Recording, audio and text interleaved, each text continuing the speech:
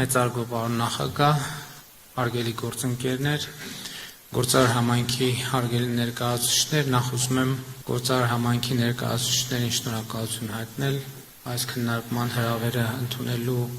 համար եւ պիտի ուղիղ եւ միանգամից ասեմ, որ այս քննարկումը ինձ համար հետեւյալի մասին է, թե ինչպես ենք մենք միասին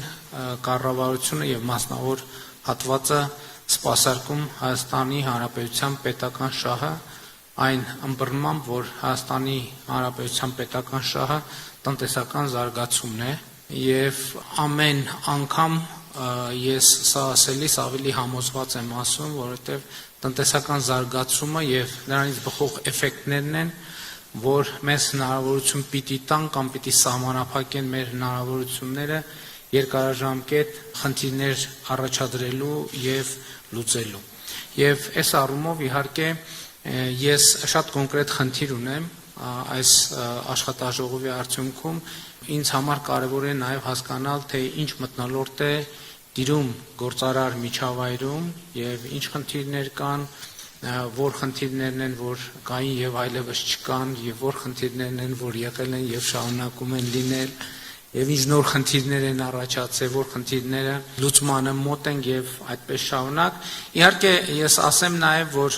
շատ կարեւոր է, որ մենք կարողանանք այսօրվա քննարկումը դարձնել արդյունավետ, որովհետեւ մեր իրականության մեջ երբեմն պատահում է հետեւյալը, որ այն դեպքերում, երբ գործարար համայնքը եւ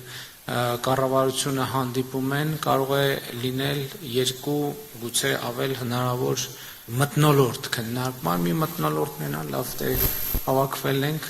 հենց անցկացնենք, գնանք ամեն մեկս մեր գործերին, իհարկե հիմնականում մասնավոր հատվածը, որ երբեմն ցանկանում է, այսպես ասած, ավելորդ նյարդ չստեղծել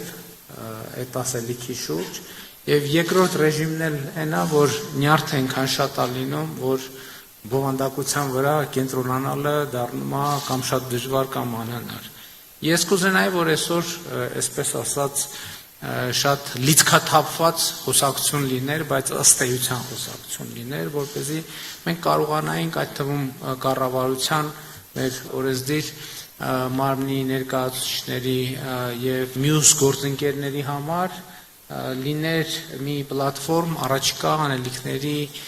օրակարգ ձևավորելու եւ այդ օրակարգի շուրջ աշխատելու համար այն տրամաբանությամբ, որ եւ կառավարության տեսակետից եւ գործարար համայնքի տեսակետից ընկալվեր, որ մենք այդ պետական շահը